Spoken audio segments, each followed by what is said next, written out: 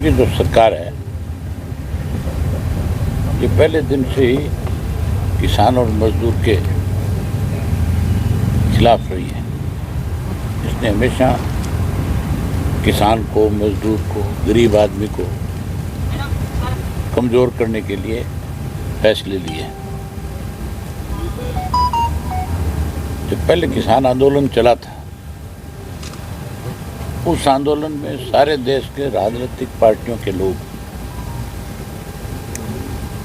किसान की बात करते थे और किसान के साथ खड़े होकर के उनको आश्वस्त करते थे कि हम आपके हितैषी हैं, आपके साथ जो आज अन्याय हो रहा है हम उसके लिए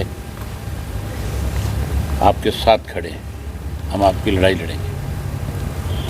क्योंकि उस वक्त लोकसभा का चुनाव नज़दीक था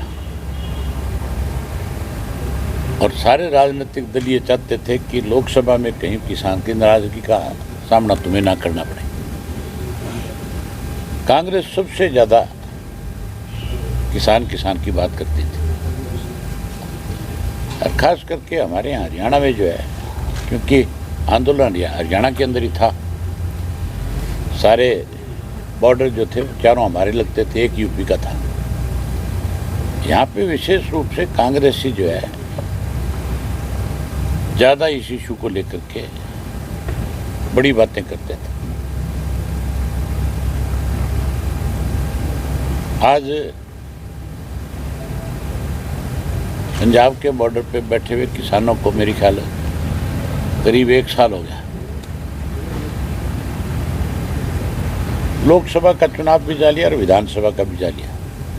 हैरानी की बात है, सबसे बड़ी रुकावट आज अगर किसान की मांग पूरी ना हो, किसान दिल्ली ना पहुंच के, उसके लिए हरियाणा की सरकार है।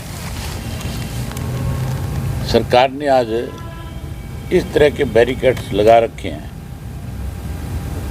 कि आदमी तो दूर की बात है, पक्षी भी पर नहीं मार सकता। मैंने खुद अपनी आंख से देखा है, आप जैसे पत्रकार साथियों ने जो वहाँ गए थे उनसे बात करी है। पहले तो कील लगाया करते थे, अब की बात तो कंक्रीट की दीवार है और बहुत बड़ी दीवारें हैं। ऐसी दीवार है पुल के ऊपर बना रखी कि कल को उसको हटाना पड़ेगा तो वो पुल भी डैमेज हो जाएगा, साथ में वो भी नया बनाना पड़ेगा। हमारी पार्टी का पहले दिन से एक फैसला रहा है, Indian National Lokdal party Chaudhary Devilal की नीतियों को आगे बढ़ाने वाली पार्टी है। हमने सत्ता में रहते हुए हमेशा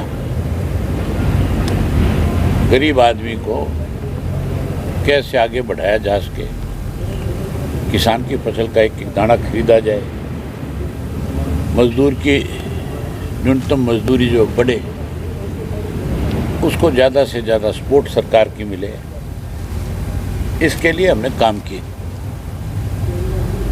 और सत्ता से बाहर जब रहे, जब भी किसी ने किसान की, मजदूर की, गरीब की अनदेखी करी, हमने डट करके उसके साथ खड़े होकर के उसकी मदद करी। आज भी इंडियन नेशनल लोकदल पार्टी का एक एक कार्यकर्ता जो है इस आंदोलन में भी किसान के साथ है। हमने अपनी पार्टी के सभी साथियों को बाकायदा तौर पे इस बात की हिदायत दी है, इस आंदोलन में जहां हमारी जरूरत पड़ेगी हम हर तरह से खुल करके किसान के साथ होंगे और उसकी मदद करेंगे। हमारी पार्टी चौधरी देवीलाल की नीतियों की पार्टी, और चौधरी देवीलाल हमेशा किसान के बहुत बड़े पक्षधर रहे हैं। देश में किसानों का अगर सबसे बड़ा कोई नेता हुआ तो चौधरी छोटूराम को कहा जाता है। और चौधरी छोटूराम के बाद किसी को देश में सबसे बड़ा नेता मानना तो चौधरी चरण सिंह को और चौधरी देवीलाल को या प्रकाश सिंह बादल को। आज तो किसानों की बात तो बहुत लोग करते हैं, अखबारों में बयान तो बहुत देते हैं और किसान हितैषी होने का नाटक भी करते हैं, लेकिन जब उसकी लड़ाई लड़ने की बात आती है तो ना विधानसभा में बोलते और ना ये लोकसभा में बोलते, फिर ये चुप हो जाते हैं, फिर ये सरकार के साथ खड़े हो जाते हैं। मैं आपके माध्यम से उन कांग्रेस वालों से, हुड्डा से विशेष रूप से पूछना चाहता हूँ कि वो ये बताए कि अब जब किसानों को रोका जा रहा है बॉर्डर के ऊपर, क्या कांग्रेस के लोग बॉर्डर खुलवाने के लिए, उन किसानों को दिल्ली तक पहुंचाने के लिए क्या उनकी मदद करेंगे? क्या मान जाएंगे? क्या उनकी लड़ाई लड़ेंगे? इसके ऊपर कांग्रेस को अपना स्पष्ट करना चाहिए कि वो कहाँ खड़ा है, किसके साथ है। वो किसान के साथ है या सरकार के साथ है। अगर हमें ये कॉल करेंगे पंजाब के किसान नेता कि इंडियन नेशनल लोकदल पार्टी हमारी मदद करे, हम खुल करके मदद करेंगे। हमारा एक एक कार्यकर्ता जो है उस बॉर्डर पे जाएगा और उस बॉर्डर से जहाँ इन्होंने सील कर रखा है वहाँ से किसान साथियों को लेकर के बॉर्डर तक पहुँचेगा।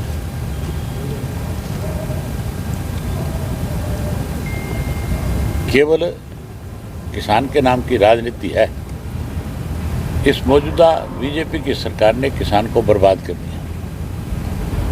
मौजूदा बीजेपी ने देश को आपस में बांट दिया, अलग अलग कम्युनिटीज़ को बांटने का काम किया।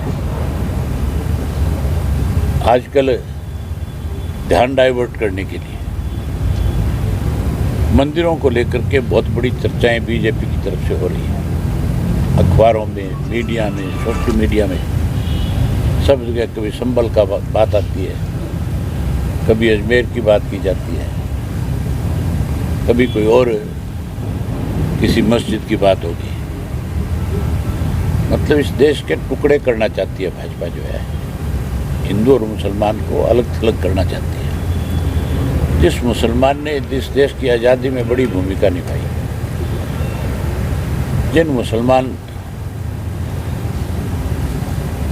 डॉक्टर, साइंटिस्ट, जिसकी वजह से हमारे देश का नाम बड़ा हुआ, आज उन प्रतिभाओं को कैसे ख़त्म किया जाए, इस काम में बीजेपी लगी हुई है। अब देश को बचाने के लिए सबको राजनीति से ऊपर उठ करके इकट्ठा होना चाहिए। ये जो इंडिया बना था, लोगों को उम्मीद थी इस इंडिया से ये स्वार्थ से ऊपर उठ करके आपकी लड़ाई लड़ेगा और इसी करके इंडिया गठबंधन को इतनी सारी सीटें दे करके एक बड़ी ताकत बनाने का काम किया। बड़ा अच्छा विपक्ष बनाया। बनाना तो सत्ता पक्ष चाहते थे, लेकिन कांग्रेस के अहंकार ने ही उस सत्ता पक्ष को खत्म कर लिया। जो सत्ता में आनी चाहिए थी, कांग्रेसियों ने अपने अहंकार से इंडिया गठबंधन को सत्ता में नहीं आने दिया। हरियाणा के अंदर भी भाजपा को लोग सत्ता से बाहर करना चाहते थे। हर आदमी का मन था कि भाजपा की सरकार हर हालत में जाए, लेकिन केवल और केवल कांग्रेस की हरदर्मी, हुड्डा की जो फैसला था, हुड्डा कभी नहीं चाहता था। मैं तो पहले भी बहुत खुल करके ये बात कहता था, आज भी कहता हूँ, हुड्डा भाजपा के साथ मिला हुआ है और हुड्डा ने ही अब की बार भाजपा को फिर से सत्ता में लाने के लिए बड़े गेम प्लानिंग करी, बड़ा गेम चेंजर रहा। अब तो बावरिया की स्टेटमेंट आने के बाद तो स्पष्ट हो गया, कहाँ तो हुड्डा जो है उदयभान के माध्यम से टोटल का टोटल ब्लेम जो है ईवीएम पे लगा रहा था। टोटल का टोटल ब्लेम जो है कोई इस बात का लगा रहा था कि सरकार ने ईवीएम के माध्यम से हमें चुनाव हराया है। लेकिन अब बावरिया की स्टेटमेंट के बाद तो स्पष्ट हो गया कि हुड्डा ने ही स्वयं इसको भाजपा को जिताया, कांग्रेस को हराया।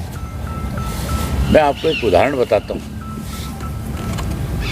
हर राजनीतिक दल ने अपने अपने सर्वे कराए थे कि कहाँ कहाँ कौन कौन उम्मीदवार जीत रहे हैं, कौन सी पार्टी जीत रही है। बीजेपी ने भी कराए, हमने भी कराए, कांग्रेस ने भी कराए। सर्वे करने वाले मोस्टली जो लोग हैं वो राजनीतिक लोगों से आकर के कांटेक्ट करते हैं और बताते हैं कि जी हमारा पिछला सर्वे ये रहा, इस बार का सर्वे हमारा इस तरह का है, आप भी हमें मौका दो। मुझे भी बहुत सारे सर्वे करने वाली एजेंसियों के लोग मिले और जब मैंने उनसे बात करी तो उन्होंने बताया कि हमने भाजपा के लिए सर्वे किया है, हमने कांग्रेस के लिए किया, हम आपके लिए भी कर रहे हैं, कहाँ किसकी क्या स्थिति है। मैंने जब उनसे पूछा, उन्होंने बताया कि अगर कांग्रेस इन सिटिंग एमएलए के ऊपर दाव लगाएगी तो 14 से 16 सिटिंग एमएलए इनके हार जाएंगे, जिनकी छवि जो है आज की तारीख में अपने विधानसभा क्षेत्र में ठीक नहीं है।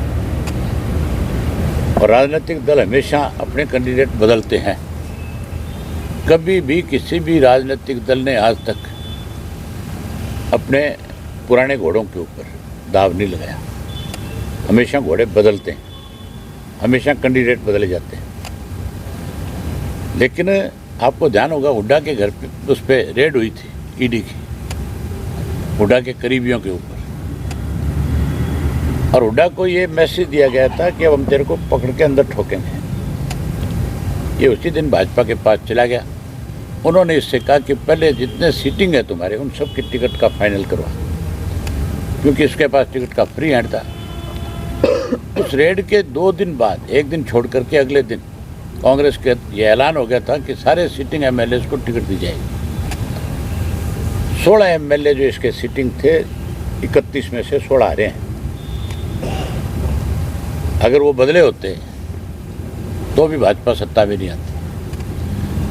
और लास्ट में जो 14-15 सीटें बांटी गई, उसमें 9 ऐसे लोगों को टिकटें दी गई थी जिनके नाम भाजपा ने आगे किए थे कि इनको टिकटें दो। ऐसे ऐसे लोगों को टिकटें दी थी जिनको टिकट देते उनका विरोध शुरू हो गया था, क्योंकि जिसको चाहते थे लोग कि इसको कांग्रेस की टिकट मिले, उसको दी नहीं, उसकी काट दी। शारदा राठौड़ को सारे लोग कहते थे इसको टिकट दे देगी, ये जीत जाएगी, उसकी काट करके वहाँ एक ऐसी डम्मी लड़की को टिकट दे दी जिसको मालके भी कोई नहीं जानता था। पहले दिन उसका विरोध हो गया। इसी तरह सोना की जो सीट थी उसके ऊपर ऐसे आदमी को टिकट दिया जो पहले दिन पैसे दे करके टिकट लेकर के आता है। सारे कहते हैं कि पैसों से बिकी है, जबकि टिकट उनका जितेंद्र भारद्वाज था, वो सबसे बड़ा दावेदार था।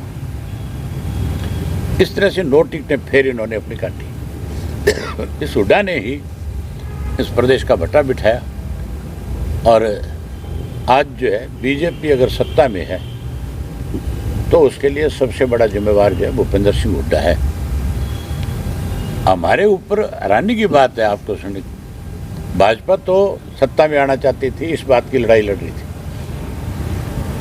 और आपने हुड्डा को देखा होगा, पूरे टाइम एक ही बात थी कि इंडियन नेशनल लोकदल पार्टी किसी तरह से आगे ना आ जाए। ले दे के एक ही बात कहता था हर मीटिंग में, वोट काटुओं से सावधान रहना, ये वोट काटू, ये वोट काटू। जिन्होंने राज किया, जिन्होंने इस प्रदेश को बहुत कुछ दिया, ये हमें टारगेट कर रहा था।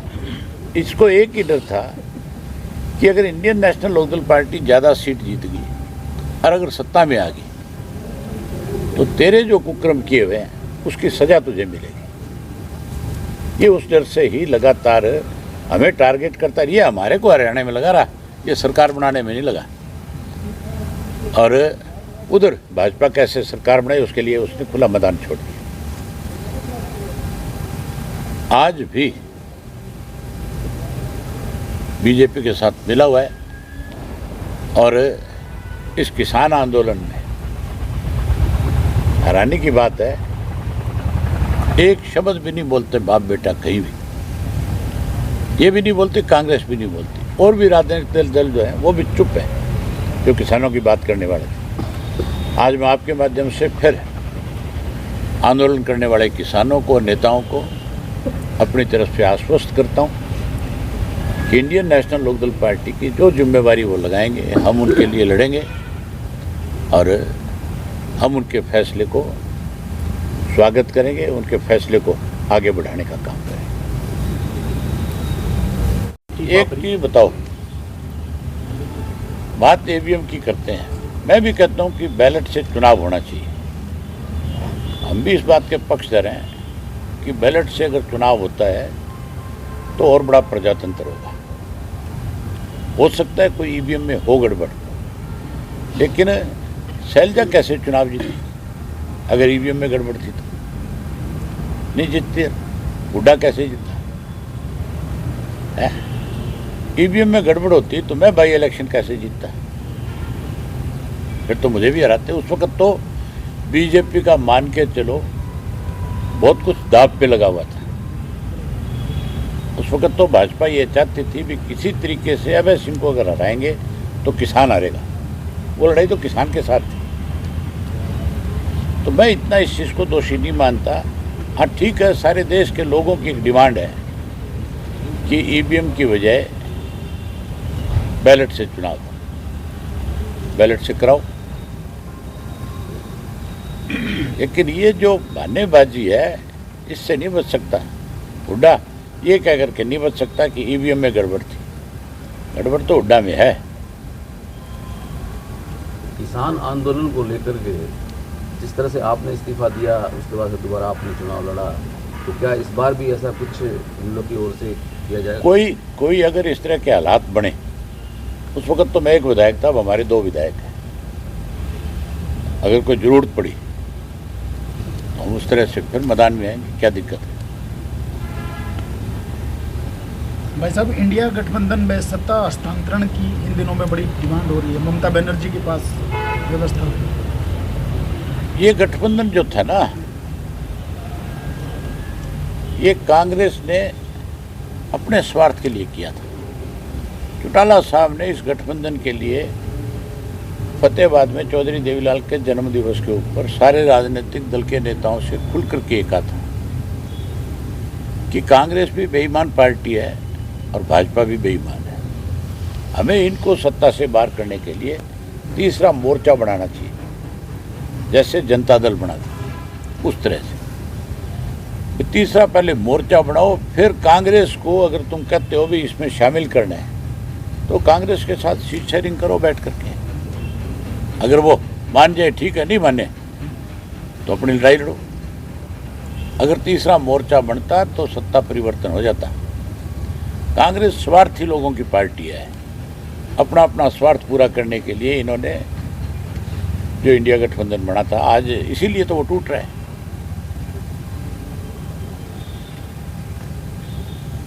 पिछले 5 सालों में या जब भी 10 सालों में आपकी आवाज़ गूंजा करती थी और जो एक अच्छी शख्स रखते हैं आप रखते रहे तथ्यों से, इस बात ऐसी बात अब दोबारा कोई आप? पहले मैं एक था बोलने वाला, अब हमारी पार्टी के 2 हैं। और आपने पिछला विधानसभा का सत्र देखा होगा, उसमें टोटल 4 कॉलिंग जो है मंजूर हुई। 4 में से 3 हमारी थी, इंडियन नेशनल लोकदल पार्टी। हम प्रदेश के लिए चिंतित हैं, हम सत्ता के लिए चिंतित नहीं। चौधरी देवीलाल ने हमेशा एक बात कही, सत्ता सुख भोगने का साधन नहीं है, सत्ता सेवा है। सत्ता में हो तो सेवा करो, और विपक्ष में हो तो सत्ता में बैठे लोग अगर लोगों के ऊपर अत्याचार कर रहे हैं तो उसके लिए संघर्ष करो, उसके लिए लड़ाई लड़ो, उसकी मदद करो। हमने अब की बार भी 3 कॉलिंग लगा करके प्रदेश को मैसेज दिया कि इंडियन नेशनल लोकदल पार्टी आपके साथ खड़ी है। हम उस आवाज़ को और बड़ा करेंगे। सर, एनएलओ का चंडीगढ़ को लेकर क्या स्टैंड है? पिछले दिनों से काफ़ी सरगर्मियां रही हैं विधानसभा को लेकर, चाहे चंडीगढ़ हमारा है। चंडीगढ़ की तरफ कोई आंख उठा करके देख भी नहीं सकता। ये सब लोगों को गुमराह करने के लिए इस किस्म की बातें बारी बारी पॉलिटिकल पार्टियों के लोग कहते रहते हैं। भाजपा की तरफ से लंबे समय से एक बयान आ रहा है कि हम विधानसभा के लिए ज़मीन अलॉट हो रही है, जल्दी विधानसभा नई शुरू कर देंगे। पंजाब के गवर्नर ने क्लियर कर दिया कि हमने कोई ज़मीन अलॉट नहीं करी है, कोई दी नहीं है, क्योंकि चंडीगढ़ का प्रशासक वो है। उसने साफ कर दिया कि हमने कोई ज़मीन अपनी तरफ से हरियाणा गवर्नमेंट को अलॉट ही नहीं करी है, ना कोई ज़मीन हमने उनसे अब तक उसके बदले में उसके एवज में मांगी है। हम अगर चंडीगढ़ में कोई जगह लें तो उसके एवज में दे क्यों? चंडीगढ़ में हमारा हिस्सा है, हम अपने हिस्सा ले रहे हैं, उसके बदले में देने का मतलब क्या है? आज प्रधानमंत्री की रैली है जी पानीपत में, हरियाणा की रोडवेज सारी की सारी रैली हुई। तो और तानाशाह तरीका क्या होता है? प्रजातंत्र खत्म क्यों हो रहे हैं? ये सब चीज़ें सरकारी मशीनरी का दुरुपयोग जो है आज इसलिए है ये कि जिस विपक्ष को यहाँ ताकत दी लोगों ने वो भाजपा के साथ मिला हुआ है। मैं विपक्ष में था, अपोजिशन लीडर था, प्रधानमंत्री उस वक्त भी राय में आया था। मैंने खुल करके इस बात को लेकर के विरोध किया था कि सरकारी मशीनरी का दुरुपयोग नहीं होना चाहिए।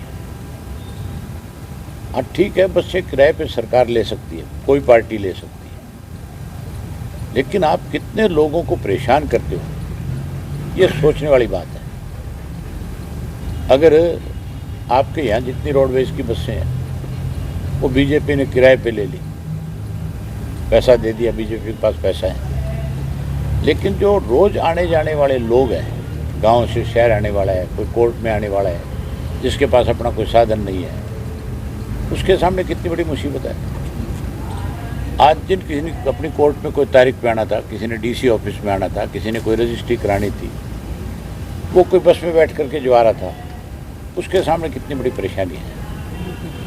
आज अगर वो नहीं जाएगा, कल को उसके वारंट इशू हो सकते हैं। कोर्ट तो ये नहीं कहेगी कि भाई मुझे क्या पता, तू बस से आ रहा था, तू गाड़ी से आ रहा था, क्यों नहीं आया, जानबूझ करके नहीं आया, बहाने बनाए होंगे। किसी की आज रजिस्ट्री की तारीख होगी, अगर उसकी हाजिरी नहीं लगेगी तो कोई एक तरफा फैसला कर देगा कि नहीं कर देगा। तो इससे कितनी बड़ी परेशानी होती है लोगों को, इसके बारे में पहले सोचना चाहिए। इनको इस बात से कोई मतलब नहीं है कि कौन परेशान हो रहा है। सर SYL इन्होंने तो प्रधानमंत्री के सामने भीड़ इकट्ठा करके अपनी पीठ थपथपा ली।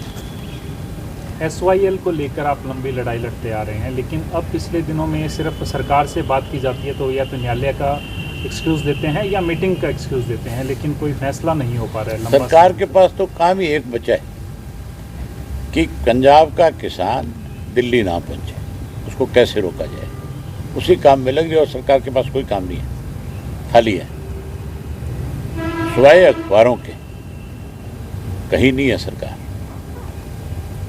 बेरोजगारी दर भी सर बढ़ती जा रही है दिन आगे।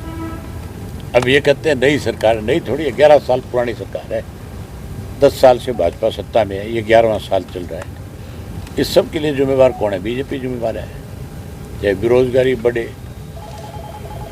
चाहे कोई, आपने देखा नहीं, मंत्री जाकर के सड़कों पे ठोकर मारता है PWD का और सड़क निकलाती है, एक एक्शन को सस्पेंड किया जाता है, उससे पूछने वाला हो तो सारे मामले की इंक्वायरी कराना। 11 साल में क्या हुआ, 10 साल में सारी सड़कें चेक करवा। अगर तू इतना ईमानदार है तो फिर तू, मुझे लगता नहीं कि जिसको इसने सस्पेंड किया मंत्री ने, उसके खिलाफ कोई कार्रवाई होगी। हो सकता है पहली बात तो बहाल हो गया होगा, नहीं 4 दिन बाद हो जाएगा।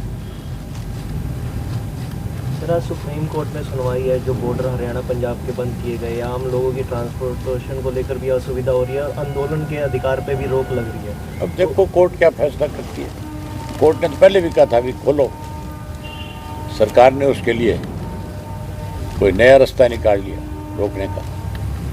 आज क्या फैसला करे कोर्ट? हम तो चाहते हैं कोर्ट खुलवाए रास्ता, किसान को जाने दें। दिल्ली जाने के लिए आप किसी को कैसे रोक सकते? दिल्ली हमारी कैपिटल है, फिर प्रजातंत्र कहाँ है? इसका मतलब आप एक कम्युनिटी को पुलिस के बल से रोकना चाहते हो।